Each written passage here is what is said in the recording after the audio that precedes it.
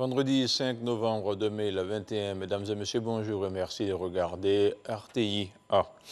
Le président de la République, Alassane Ouattara, a présidé hier jeudi 4 novembre une réunion du Conseil national de sécurité. C'était au palais de la présidence de la République. À l'occasion, le Conseil s'est réjoui des bons résultats obtenus dans la lutte contre l'orpaillage clandestin. Pour ce qui est de la Covid-19, le nombre de cas est en baisse constante depuis le mois de septembre. Le Conseil a aussi noté le bon déroulement de la campagne de vaccination contre cette maladie. C'est ce vendredi que le chef de l'État, le président Alassane Ouattara, va présider la cérémonie de la Journée nationale de l'excellence. Initiée en 2013 par le gouvernement, cette journée vise à reconnaître le mérite de ces hommes, femmes et personnes morales aux talents avérés dans leur secteur d'activité. En les distinguant avec un trophée et une enveloppe, l'État entend faire des émules et susciter le goût de l'effort et du travail acharné au sein de la société ivoirienne. Chaque année, l'événement a lieu la veille de la fête nationale le 7 août. Le décalage de date cette année a été entraîné par la résurgence de la pandémie de coronavirus en août dernier. En tout, ce sont 84 personnes qui seront primées aujourd'hui même au palais présidentiel. Mais que sont devenus les précédents lauréats du prix d'excellence dans leur vie professionnelle? C'est le sujet sur lequel se penche le dossier politique de ce vendredi. Un dossier de Mahama Traoré à suivre sur RTI A. 3 heures d'horloge, c'est le temps de la rencontre entre le Premier ministre et le secteur privé. Premier investisseur et premier employeur dans le pays, le secteur privé est le principal contributeur au développement avec 80% des parts aux recettes de l'État de Côte d'Ivoire. Le gouvernement entend donc s'appuyer sur cette force pour booster le développement national. Une démarche saluée par le président du patronat, Jean-Marie Aka, qui dit attendre beaucoup de ce dialogue constant institué entre le gouvernement et le secteur privé. Et on reste à la primature où le Premier ministre Patrick Achi a animé une rencontre du Conseil national de recensement. Il s'agissait pour le chef de gouvernement de s'assurer du bon déroulement de l'opération. Plusieurs fois reportée, l'opération de dénombrement aura enfin lieu le 8 novembre prochain. Le compte-rendu de la rencontre avec Alexis Ouedraogo. À la table de séance ce mercredi, le Conseil national de recensement. Les ministres engagés pour la bonne conduite de l'opération qui démarre le 8 novembre prochain passent en revue auprès du Premier ministre les derniers éléments à parfaire. Le gouvernement est prêt. Nous avons besoin de la presse pour que toute la Côte d'Ivoire sache que l'opération est importante, que l'opération va démarrer le 8. C'est une date qui est à présent figée et qu'il est important que chacune et chacun se fasse recenser gratuitement et que nos agents recenseurs sont des agents qui ont été vaccinés, que nos agents recenseurs seront protégés, ils seront assez reconnaissables et ils seront protégés pour la sécurité des personnes qui seront interrogées. Les populations sur toute l'étendue du territoire sont invitées à se faire recenser en toute confiance durant les 21 jours de l'opération. Ce nouveau recensement général de la population est le 5e organisé par le pays. Et puis, il est bon de savoir que le RGPH 2021 va s'étendre à tout le territoire national et il va durer 21 jours. Avant cette date, le ministre de la Communication, des médias de la francophonie a rencontré les journalistes. Le porte-parole du gouvernement a sollicité une grande implication des professionnels de l'information dans la sensibilisation. Selon Amadou Koulibaly, ce recensement permettra à l'État de Côte d'Ivoire et à ses partenaires de mieux planifier les projets de développement en faveur des populations. Le compte-rendu de Walter Amadou Ouattara. Salle de conférence du 8e étage de l'immeuble Siam dans la commune du Plateau. Le ministre de la Communication, des médias et de la francophonie, Amadou Koulibaly, est face aux journalistes. Et l'actualité qui retient toute l'attention, c'est le recensement général de la population et de l'habitat de Côte d'Ivoire, RGPH 2021. Le président de la République s'est engagé à offrir aux Ivoiriens une Côte d'Ivoire solidaire. Une Côte d'Ivoire dans laquelle aucun Ivoirien, où qu'il se trouve, quel qu'il soit, quelles que soient ses opinions, ne doit être oublié dans l'amélioration des conditions de vie des populations ivoiriennes.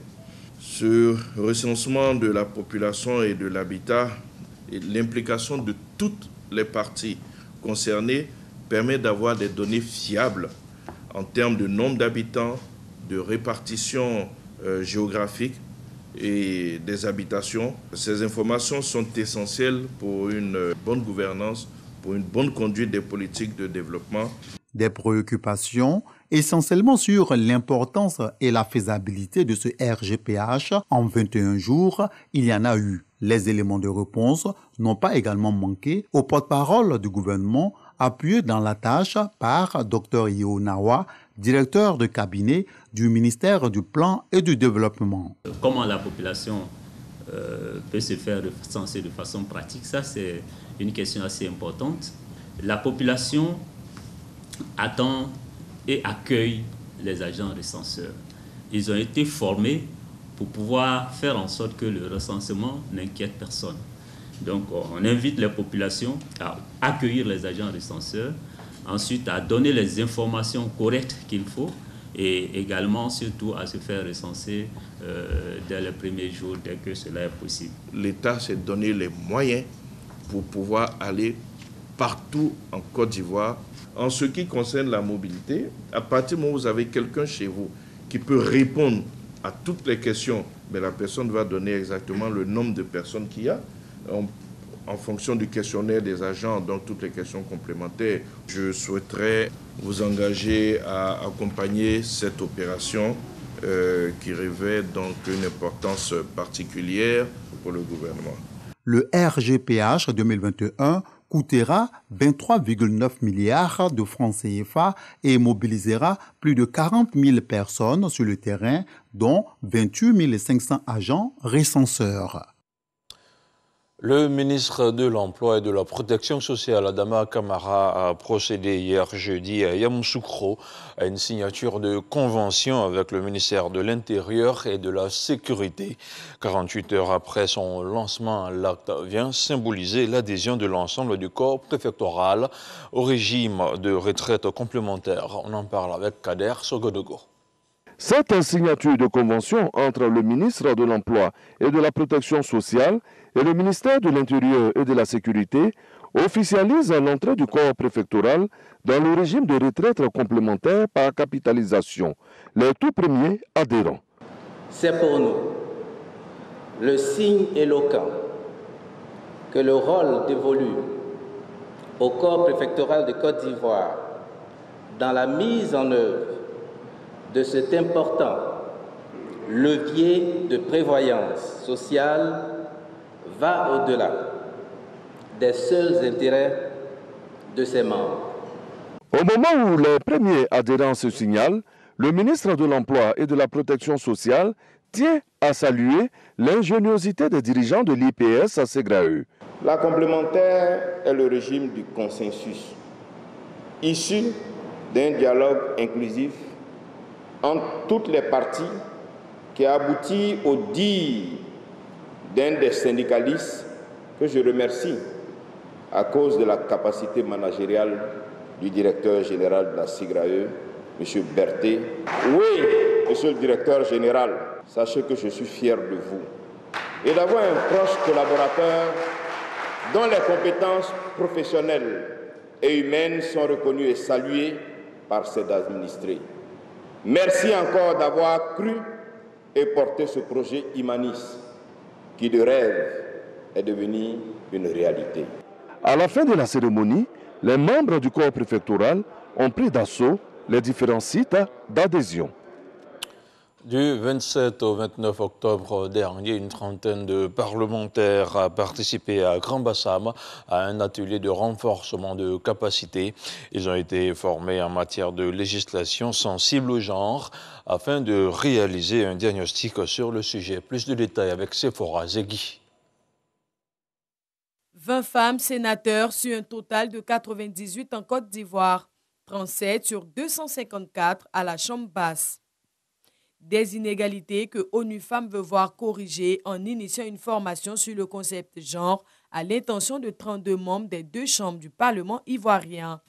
Ce partenariat qui lie ONU Femmes au Parlement ivoirien a pour but de favoriser l'émergence dans le pays d'une institution à même d'adresser durablement les obstacles à la pleine participation des femmes et de répondre aux besoins et aspirations différenciés de nos concitoyens. Ces chiffres qui illustrent la représentativité des femmes au Parlement montrent que des efforts restent à faire pour améliorer les disparités entre les hommes et les femmes. Le Sénat entend accorder une attention toute particulière à la promotion du genre, non seulement en son sein, mais également parmi toutes les couches de la société ivoirienne. En notre qualité de parlementaires, il nous incombe de promouvoir et de protéger les cadres juridiques et politiques qui préviennent et combattent toutes les formes de discrimination et de violence sexiste. C'est une responsabilité énorme puisque sans une bonne législation correctement appliquée, les femmes et les filles n'ont aucun moyen officiel pour remédier aux violations de leurs droits. Cette formation vise à outiller les acteurs des deux chambres du Parlement sur les questions de discrimination et de déni frappant les femmes et les filles afin d'assurer une meilleure prise en compte de ce concept dans les politiques publiques examinées et les lois votées. On reste à Grand Bassam où les dispositions du Code des investissements de l'année 2018 ont été revues par des experts en la matière. En toile de fond, il s'agissait d'élaborer des procédures, de revoir les modalités d'application pour un meilleur déploiement des entreprises. On fait le point de la rencontre avec Lansine Bakayoko. Après 3 années consécutives de mise en œuvre, quelques difficultés d'interprétation sont apparues dans le nouveau Code des investissements. Ces difficultés sont liées, entre autres, aux mesures à prendre pour stimuler le régime de déclaration généralement applicable aux PME-TPE ou au respect des obligations et d'adoption des sanctions. Des problématiques à clarifier. Les PME n'arrivent plus à profiter du régime de déclaration. Du coup, tout ce qu'ils investissent, on ne le sait pas. Au point de vue statistique, l'État ne l'a pas véritablement. Alors que le précédent code favorisait cela. Donc il faut faire les corrections nécessaires. Au niveau du contenu local, quand vous créez des emplois, on vous dit pour venir travailler ici, si vous faites un partenariat avec des PME locales, l'État vous donne des avantages. Mais malheureusement, dans la pratique, pour créer des emplois durables en CDI, on constate que ce n'est pas très souvent le cas. La prise en compte de toutes ces problématiques devrait contribuer à ouvrir de nouvelles opportunités d'investissement et attirer davantage d'opérateurs dans les secteurs stratégiques, notamment le numérique, les télécoms ou encore les énergies renouvelables. Il s'agit de donner les armes nécessaires au comité d'agrément afin de permettre à ses membres de statuer dans toute transparence et équité sur les demandes d'agrément. Votre expertise est donc requise afin de proposer des solutions spécifiques aux problématiques clairement identifiées dont vous aurez à débattre dans les 3 commissions. Les problématiques porteront sur l'élaboration des procédures et des critères d'appréciation de certaines dispositions du Code des investissements et la préparation des textes additionnels. Sur la période du 1er janvier 2019 au 30 septembre 2021, le Centre de promotion des investissements de Côte d'Ivoire, CEPICI, a enregistré la création prévisionnelle de 21 468 emplois permanents, l'agrément de 635 entreprises et un volume d'investissement de 1 938 milliards de francs CFA. Dans l'actualité internationale, le chef de la diplomatie américaine Anthony Blinken s'est entretenu hier jeudi avec le chef de l'armée soudanaise. Le général Abdel Fattah al-Burhan est aux commandes du pays depuis le coup d'État du 25 octobre et l'arrestation du Premier ministre Abdallah Hamdok. Anthony Blinken l'a appelé à restaurer le gouvernement mené par des civils, selon un communiqué du département d'État. Le secrétaire d'État exhortait le général Burhan à libérer immédiatement toutes les personnalités politiques détenues depuis le 25 octobre et à retourner à un dialogue ramenant le Premier ministre Abdallah Hamdok dans ses fonctions, précise le communiqué, sinon le porte-parole du département d'État, Ned Price, dans un communiqué.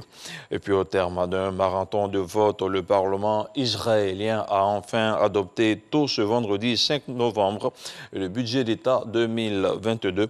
Il s'agit d'une victoire clé pour la coalition au pouvoir menée par le Premier ministre Naftali Bennett. Voilà, c'est tout pour ce 6h30. Merci de regarder RTI 1. L'info continue sur le www.rti.ci. À demain, 6h30.